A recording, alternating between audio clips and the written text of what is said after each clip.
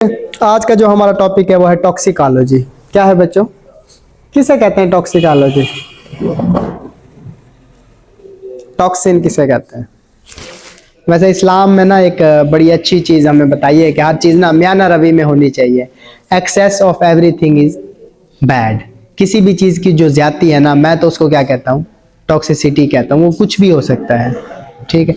चले, हमारा टॉपिक तो क्योंकि फार्माकोलॉजी में है, तो टॉक्सिकोलॉजी होती है बच्चे कोई भी, क्योंकि जाहिर सी बात है हम फार्माकोलॉजी में केमिकल से डील्स करते हैं, ठीक है। आप ड्रग्स देते हो, दवाइयाँ देते हो, वो बेसिकली केमिकल्स ही होते हैं, ठीक है। अच्छा, इसमें बेसिकली हम जो लिविंग टिश्यूज पे केमिकल का एडवर्स इफेक्ट होता है ना, उसको क्या कहते हैं हम? टॉक्सिकोलॉजी कहते हैं, ठीक है। अब पैरास्टामोल है ना, किसके लिए यूज करते हैं हम? हाँ, मतलब बॉडी के पेन के लिए, बुखार के लिए, इस चीज़ों के लिए हम यूज़ कर लेते हैं। लेकिन अगर इसी की मिकदार ज़्यादा हो जाए तो ये हमें क्या पहुंचा सकती है? नुकसान पहुंचाएगी। तो फिर उसको हम क्या कहते हैं? टॉक्सिकोलॉजी कहते हैं। जो भी केमिकल लिविंग टिश्यूज के ऊपर एडवर्स इफेक्ट छोड़ रहे होते हैं ना, उसको हम क्या कहते हैं बच्चे? टॉक्सिकोलॉजी कहते हैं, ठीक है। टॉक्सिसिटी वो कहता है इनहेरेंट कैपेसिटी होती है हर केमिकल की, कि कोई भी केमिकल है ना, उसने बाय नेचर ही आपके जो लिविंग सेल्स है ना, उसको नुकसान पहुंचाना ही पहुंचाना है। ये तो फार्मासिस्ट, डॉक्टर्स, इन यानी कि जो फिजिशियंस होते हैं ना, उन क्या करते हैं, उसी केमिकल को कितनी अमाउंट में यूज करना है, कैसे यूज करना है, ताकि वो क्या रह सके, सेफ रह सके, ठीक है। अदरवाइज उसने नुकसान पहुंचाना ही पहुंचाना है, ठीक है। जैसे कि अगर कॉमन सी एग्जांपल लें कि आप कोई भी एनसिड लोगे ना, पेन किलर लोगे, वो आपके जीआईटी को क्या करेगी? अल्सर बनाएगी, डैमेज करेगी। लेकिन अगर आप उसे कुछ मैयर्स के साथ साथ में कुछ और चीजें ऐड कर लोगे तो वो आपको नुकसान नहीं पहुंचा सकेगी, ठीक है। तो ये यानी कहते हैं इतनी बड़ी साइंस, इतनी बड़ी जो इंडस्ट्रीज खड़ी हुई है ना, फार्मास्यूटिक्स ले लो या मेडिकल इंडस्ट्रीज ले लो, वो केमिकल के सेफ यूज के ऊपर खड़ी हुई है, ठीक। उस सेफ्टी को आप खत्म कर दो तो पीछे से सारा क्या है, नुकसान ही नुकसान बचेगा, ठीक है। अच्छा, तमाम सब्सटेंस पॉइजन होते हैं, there is none which is not a poison. कोई ऐसा नहीं है कि जो पॉइजन ना हो। मैंने कहा ना कि हर केमिकल आपके जो लिविंग सेल है ना, लिविंग टिश्यूज है, उसको इफेक्ट कर रहा होता है। बस हमारा होता है कि हमने उसको सेफली यूज कर लेना है, ठीक है। अब बच्चे तीन टाइप के जनरली जो टॉक्सिसिटीज है ना, वो देखी जाती है। एक होती है बच्चों एक्सीडेंटल। क्या होती है? एक्सीडेंटल, ठीक है। दूसरी होती है इंटेंशनल, और तीसरी है बच्चों वो एडवर्स ड्रग रिएक्शन होते हैं, ठीक। अब एक्सीडेंटल क्या होती है? एक छोटा बच्चा था, ठीक है, उसको पता नहीं था, उसने कोई भी केमिकल ले लिया, ये क्या हो गई? एक्सीडेंटल हो गई, यानी कि पता ही नहीं चला। जिस तरह एक्सीडेंट का पता नहीं चलता ना, लेकिन हो जाता है, इसी तरह एक्सीडेंटल होता है कि बंदे ने अटेंशनली उसको नहीं लिया। और ज्यादातर ये छोटे बच्चों में ही होती है कि जिनको जो अवेयर नहीं होते और वो ऐसे ले लेते हैं एक्सीडेंटली, ठीक है।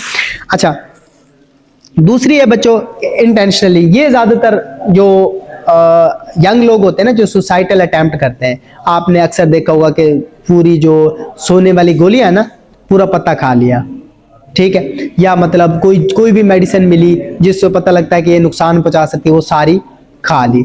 या आपने देखा होगा कि अक्सर घरेलू झगड़ों की वजह से लोग क्या करते हैं, वो स्प्रे वगैरह पी लेते हैं, ठीक है। ये क्या होती है? इंटेंशनली होते हैं, हम अपनी मर्जी से कर रहे होते हैं ना, लेकिन वो आपके आगे जाके बॉडी को क्या पहुंचाएगी? नुकसान करेगी, डैमेज करेगी, ठीक है। तीसरा होता है एडवर्स ड्रग रिएक्शन। अब जैसे कि फॉर एग्जांपल किसी को ब्लड प्रेशर है, डायबिटीज है, शुगर है, अब आपने उनको दवाइयां देनी है, लेकिन उन दवाइयों के साथ साथ क्या है? एडवर्स रिएक्शंस है। जाहिर सी बात है वो आपको फेस करना पड़ेंगे, ठीक है, क्योंकि आप दवाई बंद नहीं कर सकते और एडवर्स इफेक्ट को आप कम, यानी किसी तरीके से हम कम तो कर सकते हैं, लेकिन दवाई बंद होगी तो वो वाले रिएक्शन क्या होंगे? फिर खत्म होंगे, ठीक है। अब बच्चों आगे आ जाते हैं हम। ये कहता है कि toxic action of the chemical. अब जो टॉक्सिक केमिकल होते हैं ना, वो एनवायरनमेंट में अगर स्किन के साथ अब्जॉर्ब हो जाए, इंजेक्शन हो जाए, इनहेल हो जाए, वो आपकी बॉडी को क्या पहुंचा रहे होते हैं? नुकसान पहुंचा रहे होते हैं। ऑक्यूपेशनल स्पेसिफिक एनवायरनमेंट टॉक्सिन होते हैं। ये ऐसे है कि बच्चों, जिस तरह एक बंदा अगर भट्टे पे काम करता है ना, उसको किसका सामना करना पड़ेगा? धुएं का।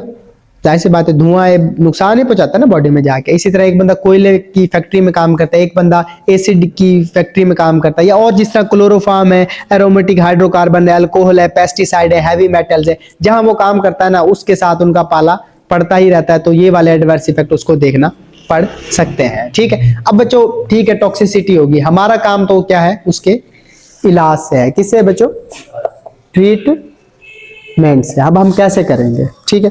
अब ये 3 टाइप की बच्चों ट्रीटमेंट होती है, एक सपोर्टिव केयर होती है, दूसरा decreasing the quantity of drug absorption, और तीसरा क्या होती है? इनहेंसिंग द ड्रग एलिमिनेशन, ठीक है। एक तो आपने सपोर्टिव केयर में यही होता है कि उसके जो वाइटल्स है ना उसको मेंटेन रखना है, जैसे कि उसका ब्लड प्रेशर है, उसका एयरवे है, ठीक है, इन चीज़ों को आपने मेंटेन रखना है। दूसरा ये है कि जिस तरह हमारे यहाँ बड़ी अच्छी एक सर्विस है 1112 वालों की, ठीक है, अगर आपको ऐसे तो फौरन उनको कॉल कर दो ताकि वो इसको प्रॉपरली मैनेज कर सकें, ठीक है।